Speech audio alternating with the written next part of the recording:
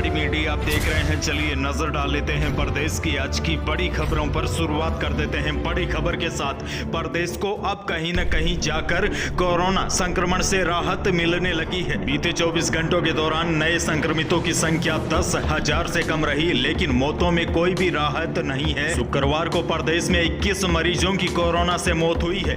हालांकि नए मरीजों से लेकर एक्टिव केस तक में बड़ी कमी आई है। बीते 24 घंटों के दौरान राज्य में 8,125 नए कोरोना मरीज मिले हैं और 14,884 मरीज रिकवर हुए हैं। अब संक्रमण में ज्यादा रिकवरी दर होने के कारण एक्टिव केस हर दिन कम हो रहे हैं। प्रदेश की अगली बड़ी खबर, राजस्थान सरकार ने कोरोना की नई गाइडलाइन जारी करते हुए पाबंदियों पर कुछ छूट दी है। प्रदेश भर के शहरी क्षेत्रों में अब 1 फरवरी से 10वीं से लेकर 12वीं तक के स्कूल खोलने का फैसला कर लिया गया है।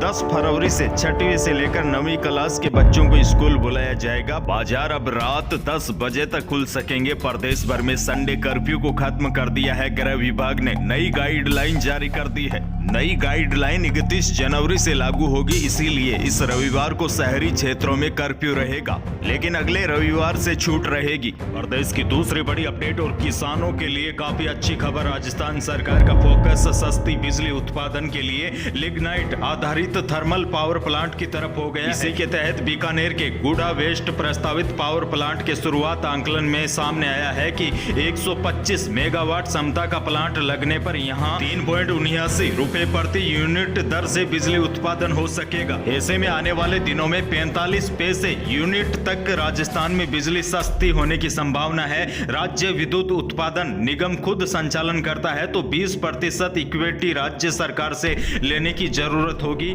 यह राशि करीब 190 करोड़ रुपए होगी। यदि खादान का उत्पादन निगम को हस्तांतरित की जाती है तो मुआवजा शेष की बचत होगी। इससे बिजली 40 पैसे प्रति यूनिट तक आने वाले दिनों में सस्ती होने की संभावना है।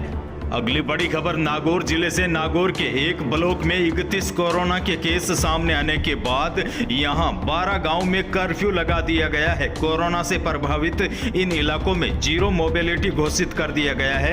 एसडीएम ने आदेश जारी कर दिया है। उन्होंने बताया है कि प्रभावित क्षेत्रों में पुलिस की निगरानी रहेगी। इन इलाकों में किराना स्टोर और सब्जी की दुकानों को भी बंद रखा गया है। यहाँ किसी के भी आने जाने की इजाजत नहीं होगी। आप स्क्रीन पर देख रहे हैं, इन गांव में पाबंदियां लागू होगी। अगली बड़ी अपडेट पर नजर डालें उससे पहले प्रदेश के मौसम को लेकर बड़ी अपडेट आ चुकी है। दिन में चाहे तेज धूप निकलने से भले ही लोगों को राहत मिलने लगी है, लेकिन रात में अभी भी तापमान में गिरावट के कारण सर्दी का असर कम नहीं हुआ है। दरअसल ऐसे में होता क्या है कि बीमारियों का खतरा बढ़ जाता है, क्योंकि दिन में गर्मी सी महसूस होती है और रात में अचानक ठंड बढ़ जाती है, क्योंकि अभी भी कई जिलों में रात का पारा जमाव बिंदु के नजदीक पहुंच रहा है। मौसम एक समान नहीं रहने से सर्दी खांसी के मरीज बढ़ने शुरू हो जाते हैं। ऐसे में इन दिनों विशेष ध्यान रखना चाहिए।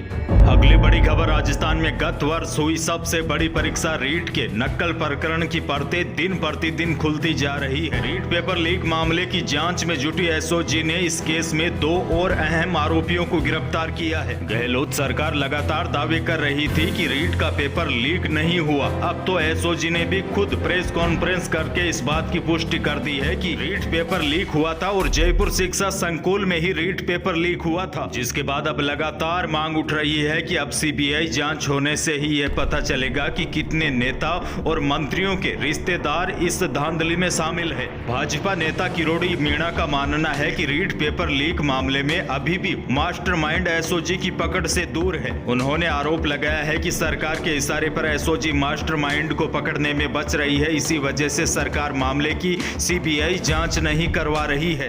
तो यही थी आज की बड़ी और महत्वपूर्ण खबरें। वीडियो को कर दीजिएगा लाइक और चैनल पर नए हैं तो सब्सक्राइब कर लीजिए, ताकि आप अपडेट रहे राजस्थान समेत देश और दुनिया की बाकी तमाम बड़ी खबरों से। धन्यवाद।